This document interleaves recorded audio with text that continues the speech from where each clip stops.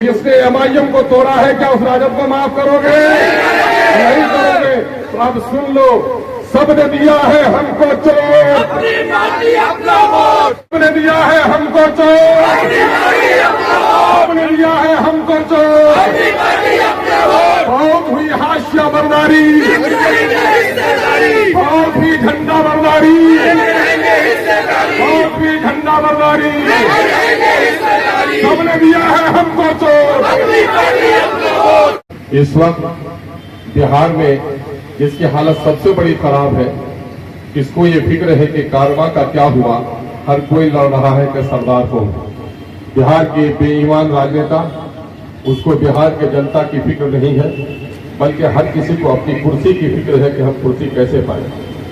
लेकिन मैं समझता हूं कि बिहार की सारी पार्टियां अपने दल में एक मुख्यमंत्री का उम्मीदवार रखती है और अपने जीते हुए और हारे हुए लोगों को मंत्री बनाने का सपना देखती है, अपने कार्यकर्ताओं को ठेकेदार और रंगदार बनाना चाहती है। और मैं समझता हूं एक ही पार्टी बिहार में है, दलितों की, शोषितों की, पिछड़ों की और अकलियतों की, जो बिहार में सत्ता सुख की प्राप्ति नहीं बल्कि बिहार के जनता के हक और हुकूक की लड़ाई लड़ रही है, जिसका नाम एमआईएम है। और ये लड़ाई सिर्फ बिहार में नहीं बल्कि पूरे देश के स्तर पर आज जिस जमामर्दी के साथ, जिस बेबाकी और बेखौफी के साथ बैरिस्टर असदुद्दीन अवैसी लड़ रहे हैं, मैं नहीं समझता हूं कि दूसरा नेता इतनी जरूरतमंदी के साथ और इतनी साफ और पाकीज़ा नीयत के साथ सियासत कर रहा है। हमारा मुतालबा क्या है? हमारा मुतालबा ये है कि बिहार की सरकार में जो लोग बैठे हुए हैं, ये लोग अपने आप को समाजवाद का नारा देकर सत्ता प्राप्त करते हैं और अपने आप को बड़े समाजवादी कहते हैं।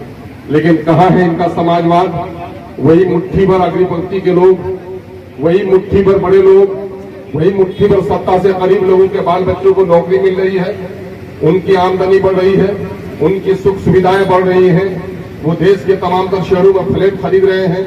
लेकिन बिहार की 80% जनता जो गांव में रहती है और शहरों की झुग्गी झोपड़ियों में रहती है, उनके बच्चों की तालीमी सूरत हाल क्या है देखने की जरूरत है। सरकार कहती है कि गुलाबी ईंटों से हमने स्कूल के घर बना दिए, हमने साइकिल दे दी, हमने पोशाक दे दी, लेकिन इस नादान सरकार को यह मालूम नहीं है कि स्कूल और शिक्षा दीवारों का नाम नहीं है, पोशाक और साइकिल का नाम नहीं है। शिक्षा तो नाम है, शिक्षक के जरिए से उस ज्ञान का जो बच्चों के सीनों में मुंतकिल किया जाता है। इसने शायद कहानी नहीं पढ़ी होगी कि जब शांति निकेतन की स्थापना की थी टैगोर ने, कोई झोपड़ी भी नहीं थी, लेकिन संसार का सबसे बड़ा स्कूल था जहाँ दरख्त के छावनी में संस्कार बच्चों को दिया जाता था और टीचर बच्चों को पढ़ाया करते थे।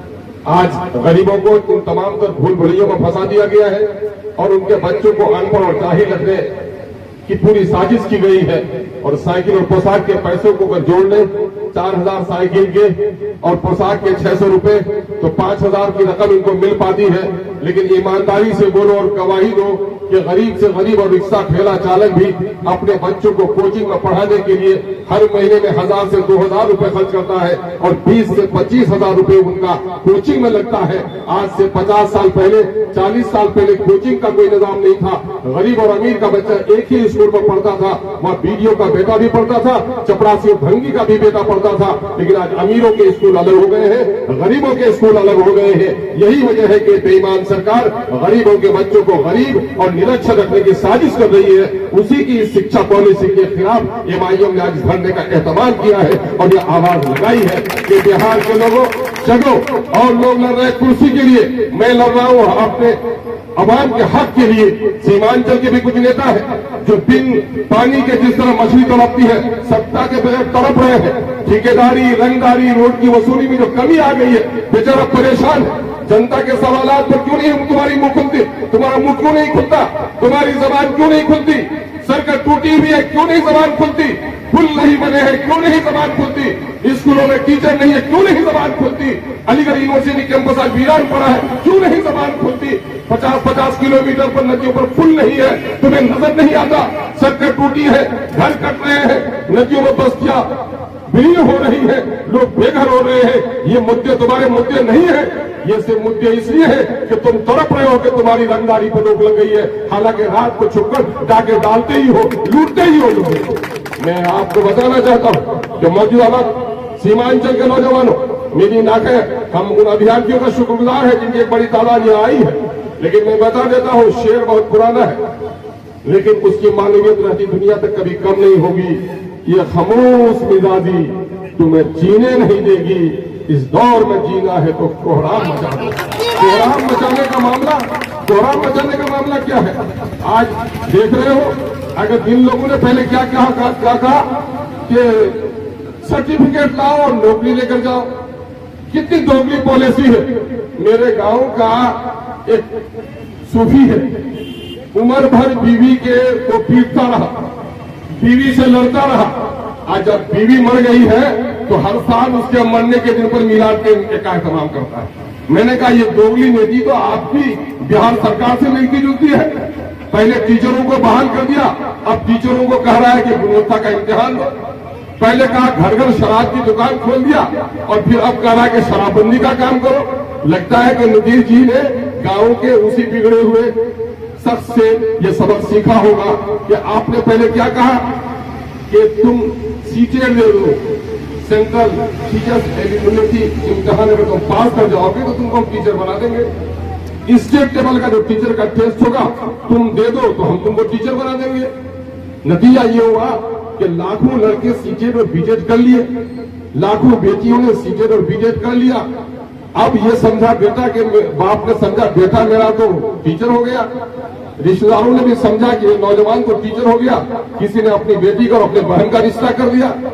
और नीतीश कुमार जी, पता है आपको कि इस सीटेट और बीटेट के नौजवानों को आप बहाल नहीं करेंगे तो कितने रिश्ते उजड़ जाएंगे, कितने नौजवान फांसी के फंदे में लटक जाएंगे, कितनी बेटियां जहर खाने पर मजबूर हो जाएंगी, जिनका रिश्ता टूट जाएगा। उसका जिम्मेदार कौन होगा? उसका जिम्मेदार आप होंगे। आपको समझना होगा, पहले हमारे सीटेट और बीटेट के लोगों को बहाल कर लो, उसके बाद जो पॉलिसी लानी हो लाओ।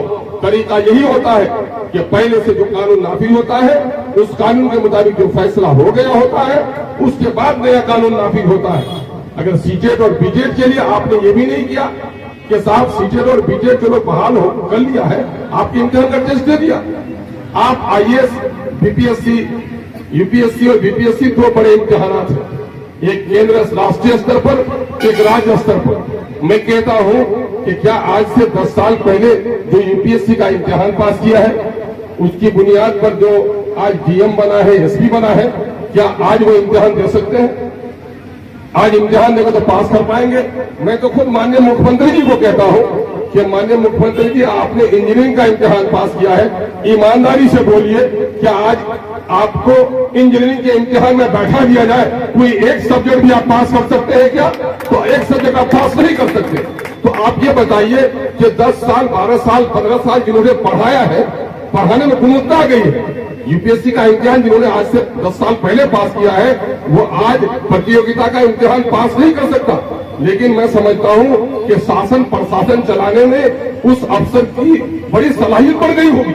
आज हमारा टीचर एक कंपटीशन का इम्तिहान पास नहीं कर सकता, लेकिन पढ़ाने के सिलसिले में जो गुणवत्ता उनका आई है, जो तरबियत देने का सलीका उसमें पैदा हुआ है, तालीम की नफ्सियात और बच्चों को पढ़ाने का जो सलीका उनका आया है, क्या ये आज इम्तिहान लेकर उनको आप हटा देना चाहते हैं और इस सारी कुर्बानियों को आप खत्म कर देना चाहते हैं? इसलिए हम आपसे मुतालबा करते हैं कि आप डोमिसाइल को नाफिज कीजिए और उसके सबील निकालिए कि क्या तरीका हो सकता है जिसके जरिए से डोमिसाइल नाफिज हो जाए और हमारे बच्चों की, हमारे अभ्यर्थियों की पहले बहाली हो जाए। ये काम आपको करना होगा, ये काम आपको करना चाहिए, वह नहीं तो आप बिहार के नौजवानों के साथ धोखे का काम कर रहे हैं। और नौजवान वीर की हड्डी नहीं, इनकलाब की चिंगारी है, और ये इनकलाब की चिंगारी अगर सोना बन जाए तो फिर आप कहीं के नहीं रहिएगा। या मैं आपको इंतबाह करना चाहता हूँ। मैं इस वक्त ये भी कहना चाहता हूं कि बिहार में दूसरी सरकारी जबान उर्दू है और